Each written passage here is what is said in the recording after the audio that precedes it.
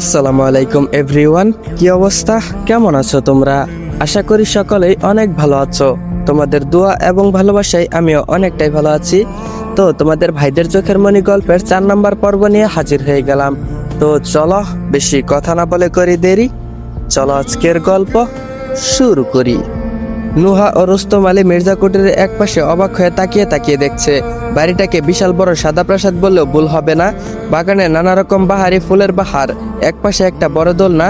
রুস্তম বলল, পার্টনার, এটা কি বাড়ি নাকি কোনো প্রাসাদ? নুহা বলল, আমিও তো তাই দেখছি।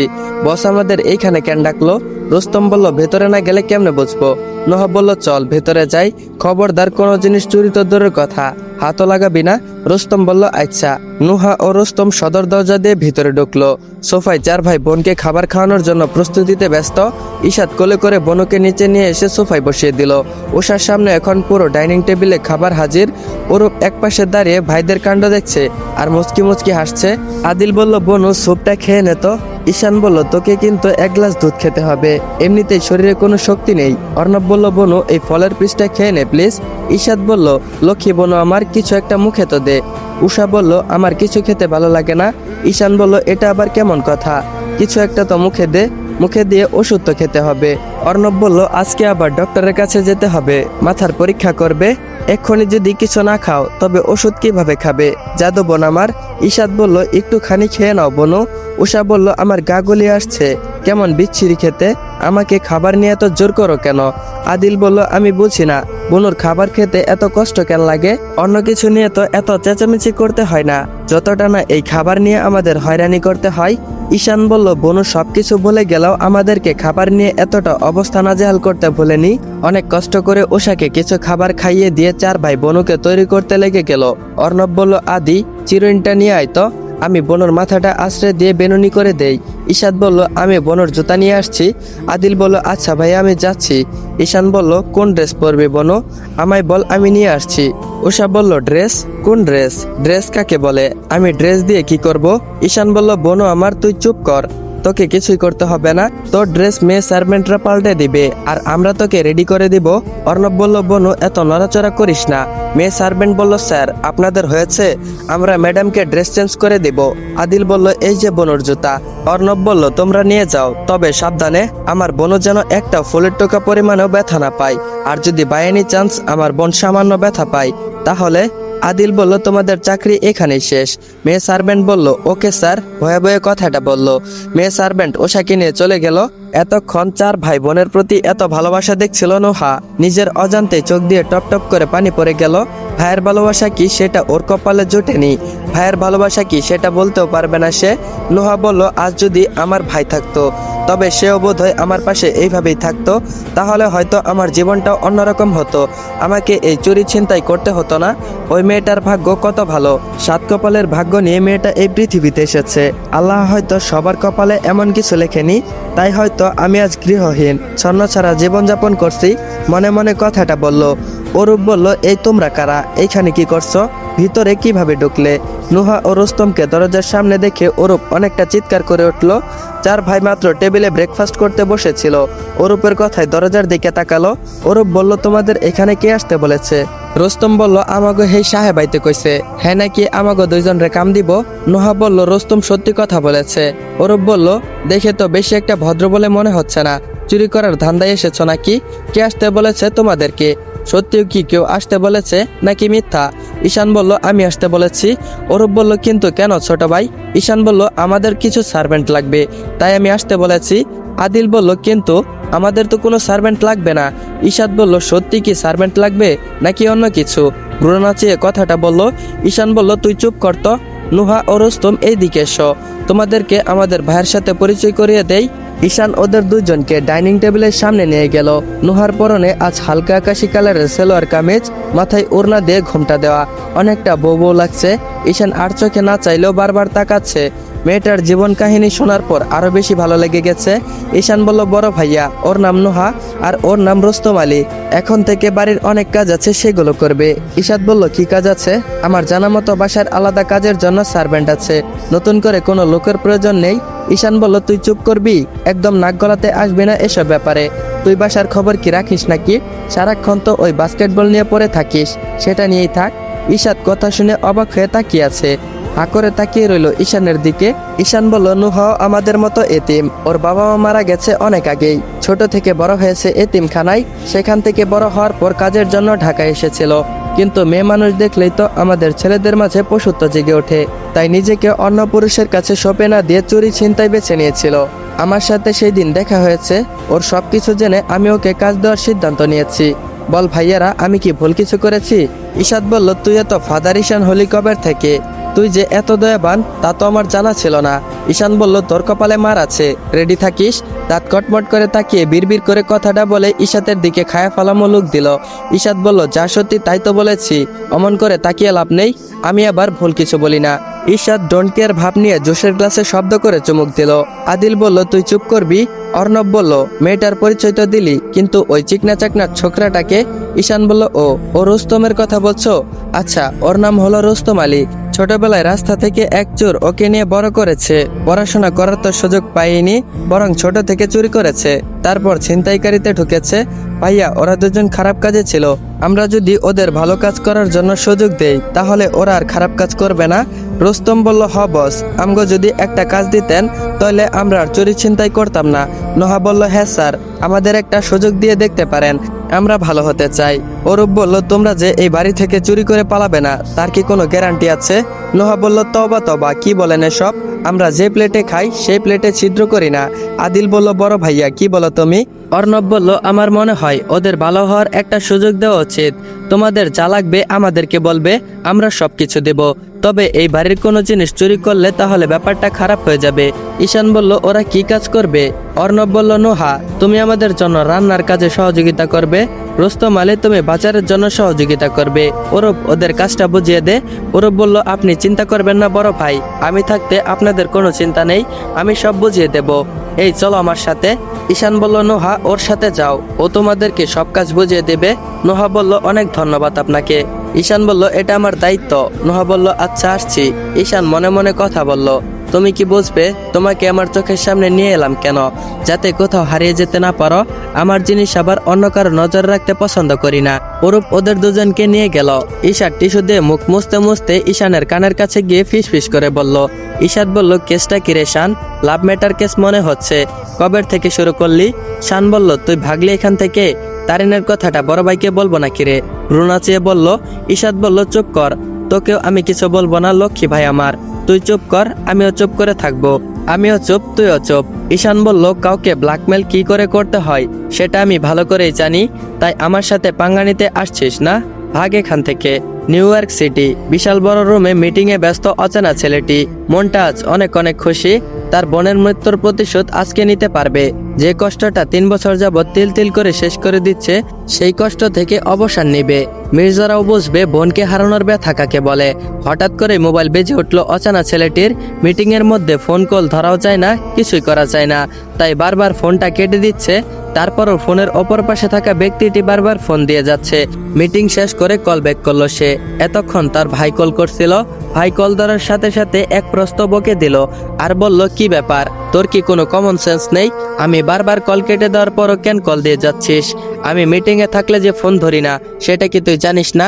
তোকে সামনে পেলে যে কি করতাম আমি নিজেও জানি না। আর বলল ওপাশ থেকে, ভাইয়া তুমি আমার ওপর শুধু শুধুই রাগ করছো, তোমাকে অনেক বেশি মিস করছিলাম, তাই তো আমি তোমাকে কল করছি। তোর সামান্য মিসের জন্য আজ আমার কোটি কোটি টাকার টেন্ডারটা মিস হয়ে যেত। তোকে কতবার বলেছি আমি মিটিং এ থাকলে ফোন করবি না। ওপাশ থেকে বলল, সরি ভাইয়া, আমি বুঝতে পারিনি। তুমি কেমন আছো? ব্যবসা বাণিজ্য কেমন চলে তোমার?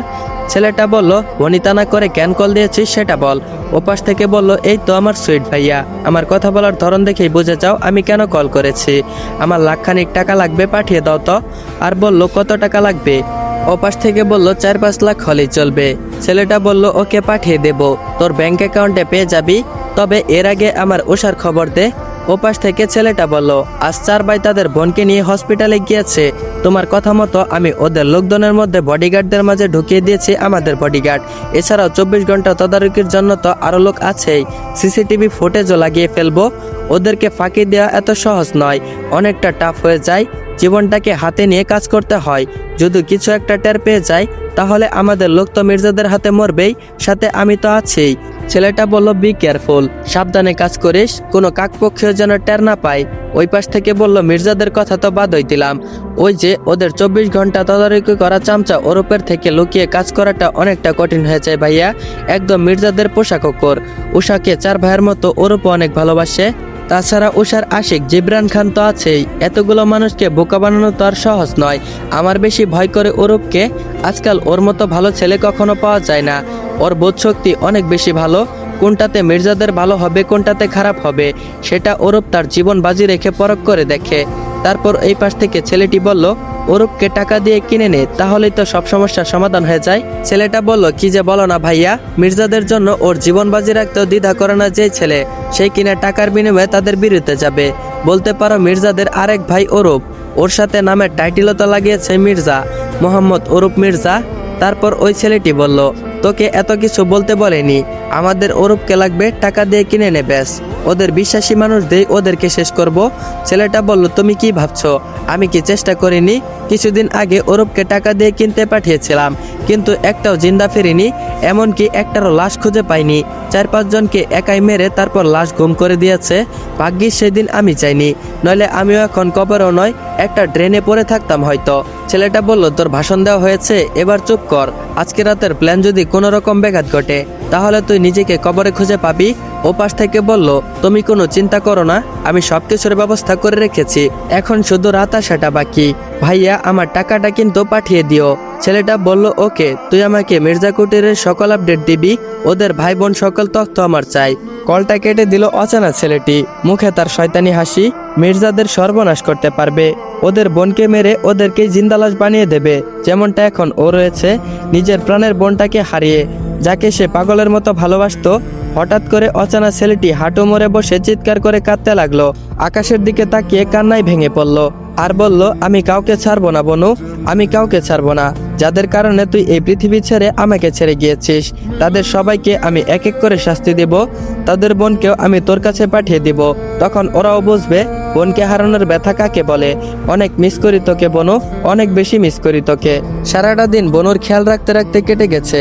4 ভাইয়ের চোখের মনি বনুকে আজকে হসপিটালে নিয়ে গিয়েও 1 সেকেন্ডের জন্য চোখের আড়াল করেনি। রাতে সবাই একসাথে খেতে বসেছে, বনুকে খাইয়ে ঘুম পাড়িয়ে দিয়ে নিজেরাও খেতে বসেছে। হঠাৎ করে বিদ্যুৎ চলে গেছে, সবাই অবাক। লোডশেডিং হওয়ার তো কথাই না। অর্ণব বলল, কি হলো, লোডশেডিং কি করে হলো? আদিল বলল, আমি তো কিছুই বুঝতে পারছি না। ঈশান বলল, হঠাৎ করে লোডশেডিং, আমার তো বিষয়টা ভালো ঠেকছে না, মনে হচ্ছে কোনো গন্ডগোল আছে। ঈশাদ বলল, আমার মাথায় তো কিছুই ঢুকছে না। অর্ণব বলল, ওরূপ দেখ তো কি হয়েছে, আমার তো সন্দেহজনক ঠেকছে। অরূপ বলল, ভাইয়া আমি দেখছি। অন্যদিকে উষার রুমের সামনে বডিগার্ডরাও লোডশেডিং দেখে এদিক সেদিক চলে গেছে। ওরাও বুঝতে পারছে না লোডশেডিং কি করে হলো, অন্ধকারে কিছু দেখা যাচ্ছে না। ঠিক তখনই একটা বডিগার্ডকে আড়াল করে একটা ছেলে ভিতরে ঢুকলো। আরেকজন ছেলে পিছন থেকে বডিগার্ড 4 জনকে রুমাল পেঁচে অজ্ঞান করে ফেললো। দুজনে উষার রুমে ঢুকলো। উষা ঘুমিয়ে আছে। একজনের নাম রোহান, আরেকজনের নাম নিলয়। দুজনেই প্রফেশনাল খুনি, টাকার বিনিময়ে মানুষকে খুন করে। রোহান বলল, ঘুমিয়ে আছে, এখন কি করব? নিলয় বলল, যা করার তাড়াতাড়ি করতে হবে, ওর ভাইয়ারা চলে এলে জ্যান্ত কবর দিয়ে দিবে।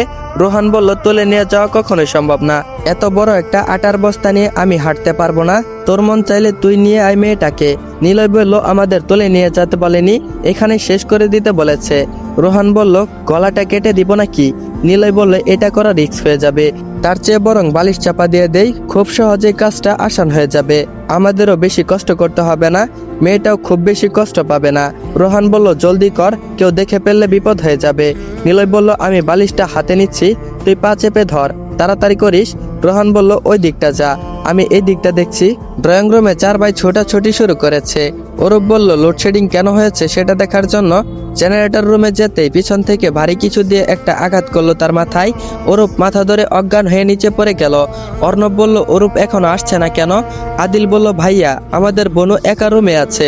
ঈশান বলল, কেউ নিশ্চয় আমাদের বোনের ক্ষতি করতে এসেছে, আল্লাহ আমাদের বোনের না কোনো ক্ষতি করে ফেলে। ঈশান বলল, জলদি বোনের রুমে চল। অর্ণব বলল, দাঁড়িয়ে আছিস কেন, তাড়াতাড়ি চল। ঈশান বলল, চলো ভাইয়া। চার ভাই সিঁড়ি দিয়ে উপরে বোনের রুমের দিকে ছুটলো। চার ভাই কিছুটা আন্দাজ করতে পেরেছে আজ নিশ্চয়ই তাদের বোনকে কেউ ক্ষতি করতে এসেছে। অন্যদিকে উষার রুমে ছেলে দুটো ঘুমন্ত উষার দিকে এগিয়ে গেল। একজন হাতে বালিশ নিল, আরেকজন উষা পা চেপে ধরলো। বালিশ হাতে থাকা ছেলেটি উষার মুখে বালিশ চেপে ধরলো। ঘুমের মধ্যেই উষা ছটফট করতে লাগলো। 6 মাস পর ঢাকার নামকরা বেসরকারি কলেজে সাংস্কৃতিক সপ্তাহ আয়োজন করা হয়েছে। সারা কলেজে সাজো সাজো রব, চারিপাশে ছেলে মেয়েরা রং বেরঙের পোশাক পরে এসেছে। আরান আজ সেরকম লুক নিয়ে এসেছে, কালো প্যান্ট, আকাশি কালার শার্ট, চুলগুলো জেল দিয়ে সেট করা, হাতটা কোনোই পর্যন্ত ফোল্ড করা, পায়ে কালো বুট জুতা, কালো সানগ্লাস, গায়ের রং যদিও চাপা ফর্সা, বয়স 24 কি 25 বছর হবে। এবার অনার্সে ফাইনাল ইয়ারে পড়ছে। সব মেয়েদের ক্রাশ বয় আরান শিকদার। মেয়েরা তো আরান বলতেই অজ্ঞান, সব সময় একটা ভাবসাপ নিয়ে চলে। সাথে তার 24 ঘন্টা চামচা চেলাপেলা তো আছেই। ঈশান না থাকায় এখন কলেজের পরিচালনা পরিষদে অনেক কাজে আরানকে ডাকা হয়, যাতে তার অ্যাটিটিউড বেড়ে আকাশচম্বী অবস্থা। তোমরা হয়তো ভাবছো গল্পটা কোথা থেকে কোথায় চলে গেল। আসলে গল্পটার মধ্যে অনেক টুইস্ট আছে, তো তোমরা গল্পের সাথে থাকো তাহলে বুঝতে পারবে। গেটের সামনে আরান ওর চামচাকে নিয়ে দাঁড়িয়ে আছে, বাইকের সাথে হেলান দিয়ে মোবাইল গুতাচ্ছে। শুধু কি দাঁড়িয়ে থাকা ওদের কাজ? মেয়ে দেখলে টিচ করা, বিষ বাজানো, আজে বাজে মন্তব্য তো আছেই। কেউ ওর নামে প্রিন্সিপালের কাছে নালিশও করতে পারে না, আজও তার ব্যতিক্রম নয়। নিশান বলল, দোস্ত আজকে মেয়েগুলো যা সেজে এসেছে না, তবে বেশিরভাগই মেকআপ সুন্দরী। আসাদ বলল, আজকে সারাদিন বেশ ভালো কাটবে, কত সুন্দরী সুন্দরী মেয়ে দেখতে পাবো। জয় বলল, সাথে তাদের গালি তো ফ্রি আছে। রোমান বলল, ওই দেখ কতগুলো মেয়ে আসছে। আরান, নিশান, আসাদ, জয়, রোমান, 5টা। শয়তান বলল, একদম কম হবে না। একসাথে থাকলে আজে বাজে কাজে জড়িত থাকে, তবে সবার সামনে এমন ভেজা বেড়াল হয়ে থাকে যেন ভাজা মাছটা উল্টে খেতে জানে না।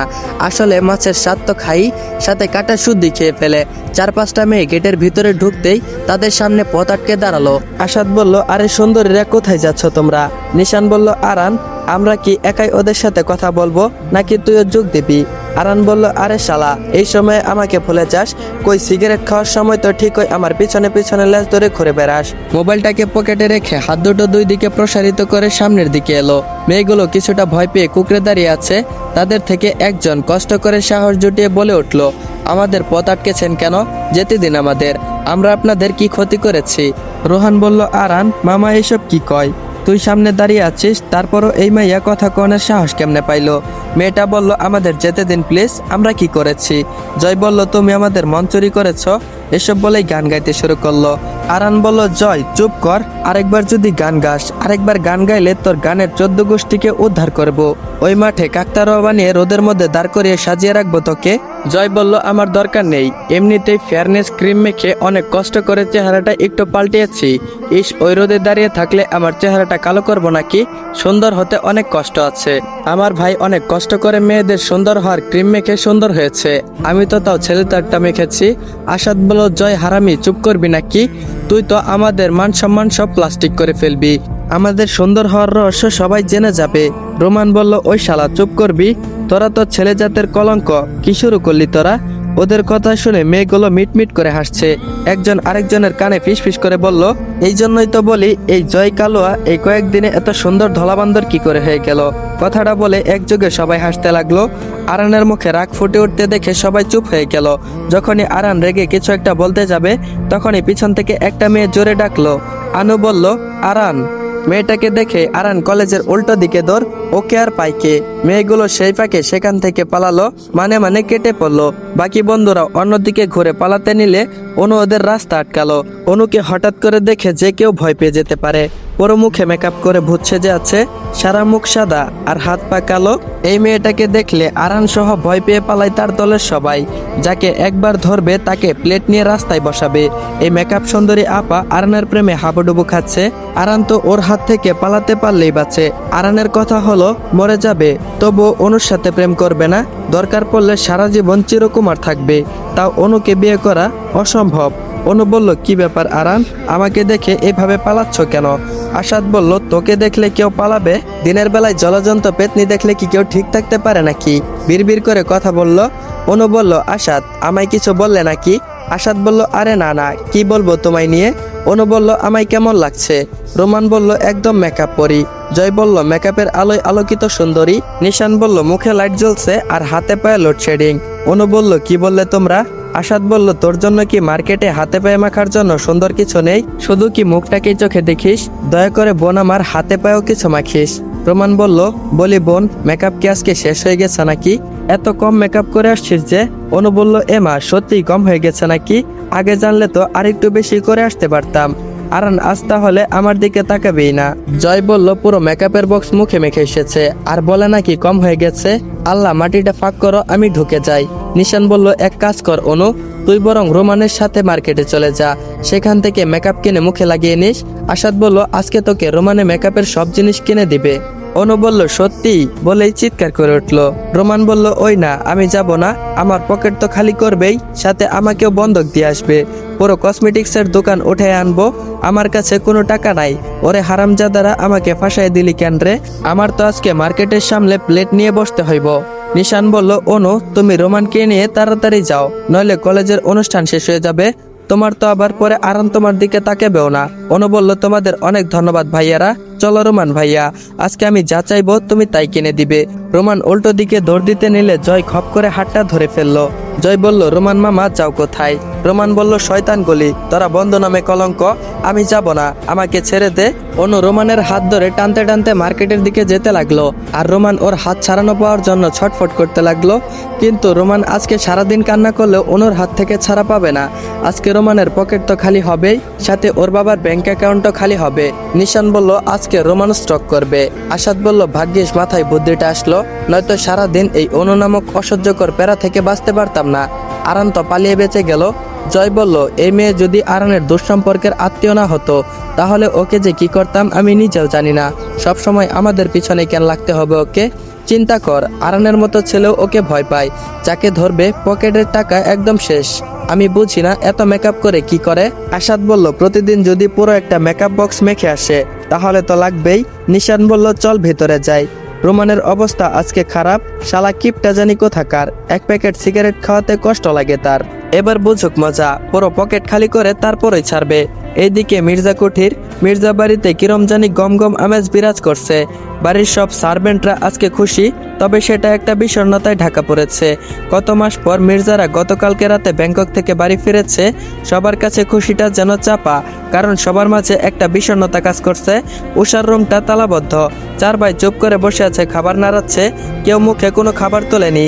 সবারই মন খারাপ। আদিল বলল, আজকে বনুকে ছাড়া খাবার মুখে তুলতে হবে, বিশ্বাসই হচ্ছে না কিছু। ইশাদ বলল, সবকিছু এলোমেলো হয়ে গেল। অর্ণব বলল, কিরে খাচ্ছিস না কেন তোরা? সবাই এইভাবে খাবার নাড়াচ্ছিস, খাচ্ছিস না কেন? ঈশান বলল, কিছু ভালো লাগছে না ভাইয়া, আমাদের সাথে কি এরকম হয়? আদিল বলল, আমাদের বনু, তুই যেখানে থাকিস ভালো থাকিস। ঈশান বলল, তোর জন্য আমরা আল্লাহর কাছে নামাজ পড়ে সবসময় মোনাজাতে দোয়া করি। অর্ণব বলল, আমাদের বিশ্বাস তুই অবশ্যই ভালো থাকবি। ঈশাদ বলল, বনুর রুমটা আজ আমরা চার ভাই মিলে পরিষ্কার করব, ওই রুমেই তো আমাদের বনুর সব স্মৃতি ও ছোঁয়া আছে। আদিল বলল, অন্য কেউ আজ ওই রুমে যাবে না, কতদিন ধরে ওই রুমে তালা দেওয়া, আমার বোনও থাকলে নিশ্চয়ই এতক্ষণে মন খারাপ করে ফেলতো। ওর রুমের এই অবস্থা দেখে চার ভাই হাত মুখ ধুয়ে তারপর উঠে গেল। কেউ একটা দানাও মুখে দেয়নি, সবার চোখ ছলছল করছে। অর্ণব একটা বিশাল বড় ছবির সামনে এসে দাঁড়ালো, ওর পিছনে তিন ভাই নিঃশব্দে দাঁড়িয়ে রইল। ছবিতে চার ভাই ও তাদের বোনও একসাথে। বিশাল বড় একটা ছবি দেয়ালের পুরো অংশ জুড়ে আছে। কিছুদিন আগে ব্যাংককে থাকা অবস্থায় ওদের সবার ইচ্ছায় এখানে বানানো হয়েছে এই ছবিটি। ছবিতে উষা, ঈশাত আর ঈশান বসে আছে, ঠিক ওদের পিছনে অর্ণব ও আদিল দাঁড়িয়ে আছে। ছবিটার দিকে এক ধ্যানে সবাই তাকিয়ে আছে, চার ভাইয়ের চোখ দিয়ে পানি পড়ছে। ওদেরকে দেখে, ওদেরকে কাঁদতে দেখে আড়াল থেকে কেউ খুশি মনে চলে গেল, যেটা চার ভাইয়ের চোখ আড়াল করলো না। ঈশান বলল, ভাইরা অনেক ড্রামা হয়েছে, এবার স্টপ করো, আমি আর পারছি না। ঈশাদ বলল, আমার প্রচুর হাসি পাচ্ছে। আদিল বলল, ইস চোখটা অনেক জ্বলছে। অর্ণব বলল, নিশ্চয়ই অনেক গ্লিসারিন দিয়ে ফেলেছিস। ঈশাদ বলল, শেষ পর্যন্ত আমাদেরকে গ্লিসারিন দিয়ে কান্না করতে হলো, ব্যাপারটা কি হাস্যকর তাই না? ঈশান বলল, চুপ কর ঈশাদ, দেয়ালেরও কান আছে। চার ভাইয়ের একে অপরের দিকে তাকিয়ে জোরে হেসে উঠল, চোখে গ্লিসারিনে এখনো জ্বলছে। একজনকে একটু বেশি বোকা বানানো হলো, বেচারা সবকিছু বিশ্বাস করে তার মালিককে এখন বলে দিবে, সেটা ভেবে আরেক দফা সবাই হেসে দিল। অন্যদিকে কলেজে আরান একটা মেয়েকে ডিস্টার্ব করছিল, কেউ ভয়ে কিছু বলতেও পারছে না। মেয়েটাকে সবার সামনে অপমান করছে। মেয়েটা মাথা নিচু করে ফুপিয়ে ফুপিয়ে কাঁদছে। আরান বলল, তোকে একটা ছোট্ট কাজ দিয়েছিলাম যে আসাদকে বলবি তুই ওকে ভালোবাসিস, সেটা যখন করতে পারলি না তাহলে আমাকে তো কাজ করতেই হবে। তোর এত সাহস যে আমার কথা মানিস না। জয় বলল, ওকে কি শাস্তি দেওয়া যায় আরান? আসাদ বলল, মেয়েটা কি সহজ একটা কাজ দিয়েছে আরান, সেটাও করতে পারেনি। আমাকে ভালোবাসি বলে দিলে কি এমন ক্ষতি হতো? এবার দিলি তো আরানকে রাগিয়ে, এবার তার পানিশমেন্ট বুঝতে পারবি। নিশান বলল, আজকালের মেয়েগুলো বড্ড বেশি বোঝে, সিনিয়রদের মুখে মুখে তর্ক করেই সাথে কথা অমান্য করে। জয় বলল, কি শাস্তি দিবি ওকে? আরান বলল, ওকে আমি শাস্তি দিব, এমন শাস্তি দিব যে পরবর্তীতে সিনিয়রদের কথা অবমাননা করা তো দূরের কথা, সেটা করতে গেলে আরো 10 বার ভাববে। আরান মেয়েটার সামনে গিয়ে যে মেয়েটার গায়ের ওড়না টান দিতে যাবে, ঠিক তখনই পিছন থেকে সজোরে কেউ তার গালে থাপ্পড় মারে। আরান বলল, কার এত বড় সাহস যে আমার গালে থাপ্পড় মারে? আরান শিকদারের গালে থাপ্পড় মারার মজার সাহস পায় কোথা থেকে? আজ তার মজা আমি বুঝিয়ে দিব হারে হারে। এত সাহস এই কলেজের স্টুডেন্টদের? চিৎকার করে কথাগুলো বলল। আরানের হুঙ্কার শুনে সবার কলিজা শুকিয়ে যাওয়ার মতো অবস্থা। কিন্তু সামনে থাকা মেয়েটা সরে যেতেই যাকে দেখতে পেল তাকে দেখার জন্য মোটেও প্রস্তুত ছিল না। মুখটা অটোমেটিক হা হয়ে গেল। রাগ উদাও হয়ে অবাক ঘিরে ধরল আরানকে। গালে হাত দিয়ে অনেক কথা আপনা আপনি বলে ফেললো। আরান বলল, তুমি এখানে কি করে সম্ভব? তুমি তো অনেক আগেই আমাদেরকে ছেড়ে চলে গেছো, তুমি ফিরে এলে কি করে? আমি কি কোনো স্বপ্ন দেখছি? আমার তো বিশ্বাসই হচ্ছে না। আমি জেগে জেগে স্বপ্ন দেখছি না তো কিভাবে হলো? সামনে থাকা ব্যক্তিটা কোনো উত্তর দিল না, শুধু একটা মুচকি হাসি দিল। আসসালামু আলাইকুম এভরিওয়ান। তো ভাইদের চোখের মনি গল্পের 4 নম্বর পর্বটা এইখানেই এন্ড করা হলো। তো গল্পটা তোমাদের কাছে কেমন লাগতেছে বা আজকের পর্বটা কেমন হয়েছে অবশ্যই কমেন্ট বক্সে জানিয়ে যাবা। আর হ্যাঁ গাইস, আজকের ভিডিওতেও একটা প্রতিদিনের মতো টার্গেট থাকবে। আজকের টার্গেটটাও ঠিক আগের মতোই। আজকের ভিডিওতে যদি 200 কমেন্ট আর 500 লাইক প্লাস কমপ্লিট করতে পারো তাহলে পরবর্তী পর্ব খুব শীঘ্রই দেব। আর আজকের পর্বর মতোই লং করে দেব। আমি কিন্তু বলেছিলাম আগের ভিডিওতে যদি তোমরা টার্গেট কমপ্লিট করতে পারো তাহলে পরবর্তী পর্ব আমি বড় করে দিব, কিন্তু তোমরা একদিনে টার্গেট কমপ্লিট করতে পারো নাই। তারপরেও গাইস, আজকের পর্বটা কিন্তু আমি 26 মিনিটেরও বেশি দিয়েছি। তো আজকের ভিডিওর টার্গেটটা যদি কমপ্লিট করতে পারো তাহলে পরবর্তী পর্বে কিন্তু আরো বড় করে দেওয়ার চেষ্টা করব। মানে তোমরা যদি টার্গেট কমপ্লিট করতে পারো তাহলে ভিডিও বানানোর আগ্রহ জাগে। আর হ্যাঁ গাইস, আশা করি আজকের ভিডিওর টার্গেট খুব তাড়াতাড়ি কমপ্লিট হবে। আর যদি তোমরা টার্গেট কমপ্লিট করতে পারো তাহলে আমার দেওয়া কথা আমি অবশ্যই রাখবো। আর আরেকটা কথা গাইস, তোমরা যদি আমার সাথে কথা বলতে চাও, মানে আমার সাথে যে কোনো কথা বলতে চাও বা কিছু জানার থাকে, গল্পের বিষয়ে আলোচনা করতে চাও, তাহলে অবশ্যই তোমরা আমার সাথে কথা বলতে পারবে। আমার টেলিগ্রাম চ্যানেলের লিংক আমার এই ভিডিওর ডিসক্রিপশন বক্স অথবা কমেন্ট বক্সে পিন করা থাকবে। তোমরা যদি আমার সাথে সরাসরি কথা বলতে চাও তারা সকলেই জয়েন হয়ে যেও, আমার সাথে কথা বলতে পারবে। আর হ্যাঁ গাইস, আজকের ভিডিওর টার্গেট খুব তাড়াতাড়ি কমপ্লিট করে দিও। তো দেখা হচ্ছে পরবর্তী পর্বে। আর আরেকটা কথা, তোমরা যারা চ্যানেলে নতুন এখনো চ্যানেলটা সাবস্ক্রাইব করো নাই তারা অবশ্যই চ্যানেলটা সাবস্ক্রাইব করে বেল আইকন নোটিফিকেশনটা অন করে রাখবা, যাতে করে পরবর্তী পর্ব আসার সাথে সাথে তোমরা দেখতে পারো। তো দেখা হচ্ছে পরবর্তী পর্বে। ততক্ষণ পর্যন্ত সবাই ভালো থাকবা, সুস্থ থাকবা। আল্লাহ হাফেজ।